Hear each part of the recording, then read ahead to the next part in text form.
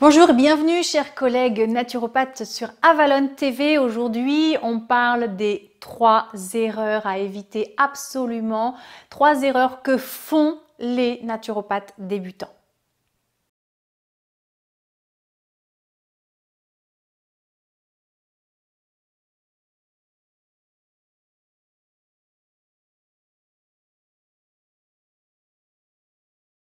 En tant que naturopathe expérimentée aujourd'hui, j'ai à cœur de recevoir beaucoup de stagiaires. Dès que je peux, je reçois des stagiaires pour leur pratique professionnelle et bien sûr partager avec eux mon expérience de ces dernières années, maintenant depuis 2011. Et je m'aperçois qu'il y a beaucoup de stagiaires qui font tous les mêmes erreurs et ces erreurs, ce sont des erreurs que moi je faisais à l'époque et que j'ai appris à transformer. Alors comme maintenant je les ai identifiées, j'aimerais les partager avec vous pour que vous puissiez, en tant que débutant, déjà amorcer les bonnes habitudes et éviter absolument ces erreurs. Alors avant toute chose, ce n'est pas une vidéo culpabilisante, d'accord? En aucun cas. Cette vidéo a pour simple objectif de vous faire prendre conscience d'une pratique que nous avons tous, que nous faisons tous, et de pouvoir vous permettre dès maintenant d'aborder la naturopathie, la consultation de naturopathie sous un angle qui va vous permettre d'aller vers du succès. Et si vous faites ces erreurs, ce n'est pas grave, rien n'est grave, d'accord? Par contre, c'est intéressant de regarder si oui vous faites ces erreurs et comment vous pouvez les améliorer. Ça s'appelle se responsabiliser. Super. Alors première erreur que je rencontre très souvent, que ce soit évidemment chez les naturopathes mais également chez la plupart des freelances quelque part qui n'ont pas été formés au marketing. Ouh, j'ai dit un gros mot, le marketing. Évidemment, je vais pas vous faire un cours de marketing et puis de toute façon ma vision du marketing n'est pas du tout celle que l'on peut voir dans les universités ou grandes écoles de commerce. Mais toutefois, il y a des axes qui sont indissociables, indispensables. Première erreur, c'est de penser produit au lieu de penser client.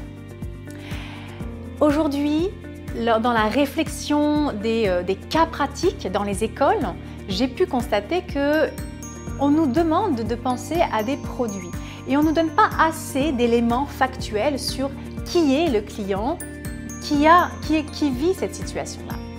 Or, il y a des situations qui sont extrêmement complexes, il y en a variées, il y a beaucoup de situations complètement différentes qui peuvent nous amener à avoir une intuition sur un produit.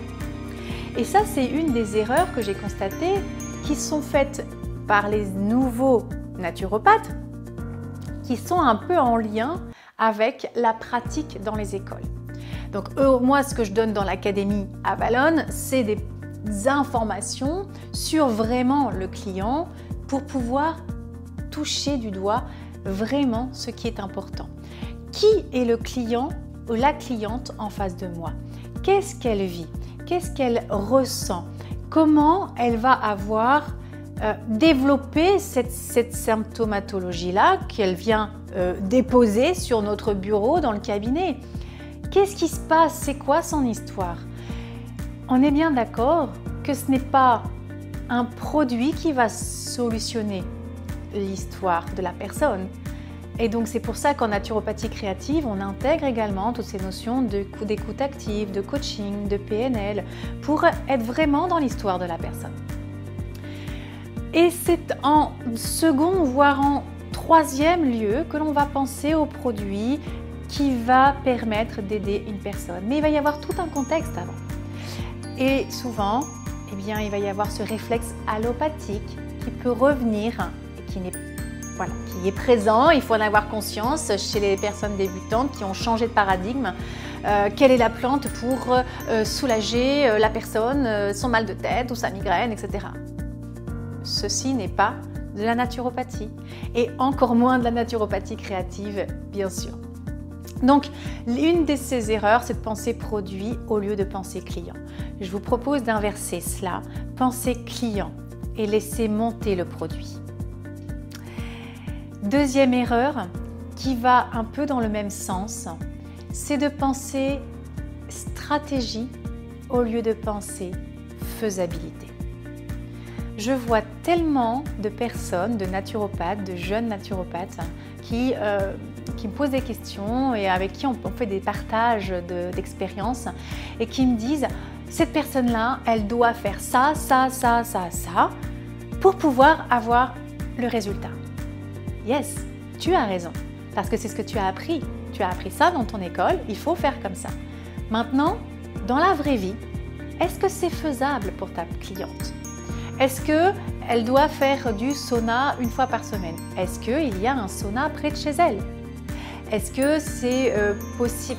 Tu vois, il y a des stratégies qui ne sont pas faisables. Par exemple, les enveloppements aux huiles essentielles pour peut-être dynamiser un organisme affaibli.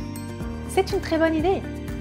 Mais si toi, tu n'as pas un lieu où tu peux proposer à la cliente de faire ces stratégies-là, comment fait-elle ta cliente pour trouver? Allez, encore plus simple. La personne doit faire du sport. Tu lui dis ce qui serait parfait pour vous calmer, pour vraiment vous centrer, c'est de faire du yoga. Voilà, ça c'est top. Mais si tu ne lui donnes pas les moyens pour que ça devienne faisable, la personne, elle va quitter ton cabinet en se disant « ouais, chouette, je vais faire du yoga ». Et puis elle va recommencer à regarder avec les moyens qu'elle connaît, qu'elle a à sa disposition, c'est-à-dire peut-être sur son téléphone, elle va poser 2-3 questions à des copines. « Tiens, tu connais pas un club de yoga ?» Enfin voilà. Et puis, si elle n'a pas de réponse rapide, elle va faire 3 tentatives de recherche et elle ne réussira pas. Elle va abandonner. Donc, la faisabilité, c'est un critère important. Et c'est ce qui va t'obliger à toi de lâcher prise sur la stratégie. Peut-être que tu vas être amené à tronquer, à faire à la personne juste peut-être 50% d'une stratégie qui devrait être faite à 100% dans l'idéal. Mais tu vois, c'est à toi de composer entre ce que la personne peut faire pour avoir du mieux et ce qu'elle devrait faire pour avoir le top. Ton objectif n'est pas d'apporter des solutions. Ton rôle n'est pas d'apporter la solution sur un plateau à ta cliente. Ton rôle, c'est de l'aider à progresser. Et quand tu auras bien compris ça, tu verras que lâcher la stratégie que tu as appris à l'école pour te conformer beaucoup plus à l'environnement de ta cliente et à faire de l'individualisme, c'est quand même un des piliers fondamentaux de la naturopathie, eh bien ce sera beaucoup plus facile. Et cette petite phrase va t'aider. Ton rôle est de faire progresser ta cliente. Et c'est elle qui atteint son objectif. Et enfin, la troisième erreur. La troisième erreur que je vois souvent et là qui, moi, tantôt m'irrisse le poil et tantôt me rend très triste, c'est de voir des collègues qui sont dans l'imposition, dans la psychorigidité et qui imposent à leurs clients de faire des choses plutôt que de coopérer. Et là, le coaching a un apport incroyable dans la naturopathie parce que là, on arrive à toucher le cœur de la personne, à avoir le bon discours, à vraiment bien communiquer pour qu'il y ait une acceptabilité, une vraie coopération avec votre cliente. Lorsque vous êtes en posture de « je sais, vous devez faire », là on se retrouve avec un niveau d'inégalité et dans certains cas ça va être favorable à un système d'interdépendance, voilà, avec des projections, avec des choses un peu malsaines. Et là attention, ce n'est pas vraiment des relations saines avec votre cliente et votre cliente. Par contre, si vous vous mettez vraiment en posture d'accompagnante et d'être dans l'écoute et d'être dans lui permettre avec votre discours, avec les techniques de coaching, de synchronisation avec la personne, tout ça, vous allez être dans la coopération. Et là, effectivement, la personne, vous créez un espace de confiance et elle va être dans une véritable écoute et elle va progresser, elle va faire l'effort parce qu'elle va se sentir à l'aise et vraiment bien et en confiance avec vous. Donc attention à ce côté, moi je sais et donc il faut que vous fassiez ça, point à la ligne. Ça n'a jamais été quelque chose de constructif. D'ailleurs, vous-même, je suis convaincue que vous n'apprécieriez pas qu'on vous impose quoi que ce soit. Donc, faites attention à cela. Souvent, il y a une sorte de... Voilà, la frustration, l'envie que la personne... Je sais que les intentions derrière sont très bonnes hein, parce qu'on veut vraiment que la personne guérisse et donc il faut absolument qu'elle fasse ça. Allez, allez! Ok, il y a un chemin à suivre, il y a un processus qui doit s'enclencher, il y a un cadre de confiance qui doit s'instaurer. Et ça, c'est vous qui devez le mettre en place grâce à ça. Voilà, donc c'était les 3 erreurs des naturopathes débutants et même parfois des moins débutants. Mais bon, voilà, c'est comme ça.